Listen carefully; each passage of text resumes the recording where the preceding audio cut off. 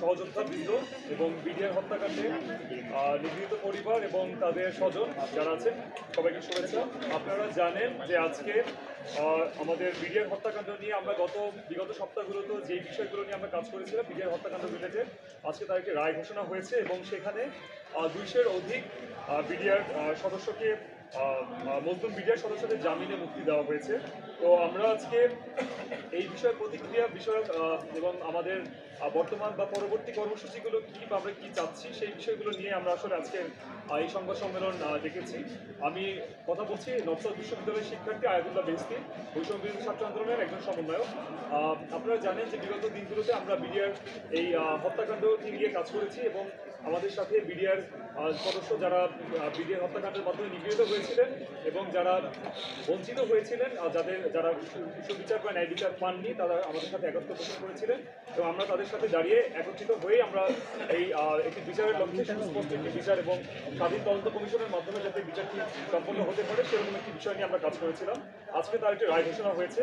তো এই পর্যায়ে আমি এই বিষয়টি নিয়ে কিছু বলার জন্য অনুরোধ করব মাহমুদুর রিমি, যিনি এই বিষয়টি নিয়ে শুরুতে কাজ করেছেন। উনি বৈষম্য বিরোধী ছাত্র আন্দোলনের একজন সমন্বয়ক এবং কেন্দ্রীয় নির্বাহী কমিটি।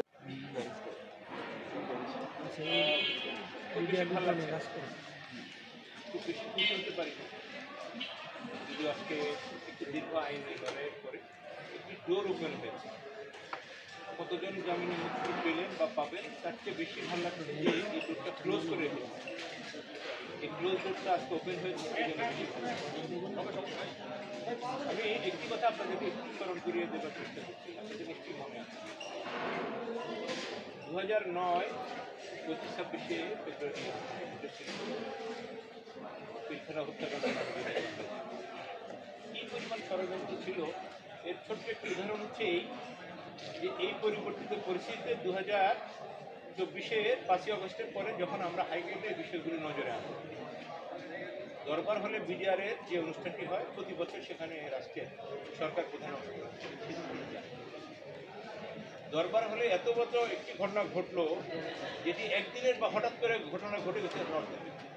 আমাদের কোনো গোয়েন্দা সংস্থা এই ঘটনাটি জানায়নি, তার মানে গোয়েন্দা সংস্থাকেই দায়িত্ব দেওয়া ছিল এই ঘটনাটি ঘটাবার জন্য। এমনিভাবে অসংখ্য ষড়যন্ত্রের ফলে এটা হয়েছে। মহামান্য হাইকোর্ট একটি রিট পিটিশনে নিশ্চিত হলেন, তারা বিষয়টি আমলে নিলেন যে 2009-এর এই পরিকল্পিত হত্যাকাণ্ড যেটি হয়েছে সেটির সাথে ইনফ্যাক্ট যারা আজকে যাদেরকে জড়িত করে বিভিন্ন মেয়াদের দণ্ড দেওয়া হয়েছে এরা জড়িত ছিলেন। সঠিকভাবে তদন্ত করা হয় নাই। সঠিকভাবে তদন্ত করলে এই ঘটনার যারা খুশি লোক, যারা পেছনে ছিলেন, যারা ষড়যন্ত্র করেছেন, যারা পরিকল্পনা করেছেন, তারা আইনের আওতায় আসবে।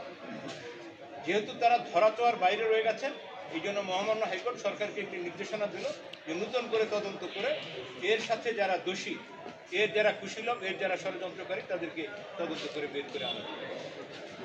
সংগত কারণেই আমাদের দাবি ছিল আইনানুগ পন্থায় যখন একটি ঘটনার অধিকতর তদন্ত বা এই ধরনের কোনো তদন্ত শুরু হয় তাহলে ধরে নিতে হচ্ছে মহামান্য হাইকোর্ট যেটা বিশ্বাস করেছেন এবং সরকারও বিশ্বাস করেছেন যে হ্যাঁ আগের তদন্তটি সঠিক হয় নাই এবং ওই তদন্তের মাধ্যমে যে চার্জশিট হয়েছে, যে বিচার হয়েছে, যে রায় হয়েছে সবগুলি ভুল রায়।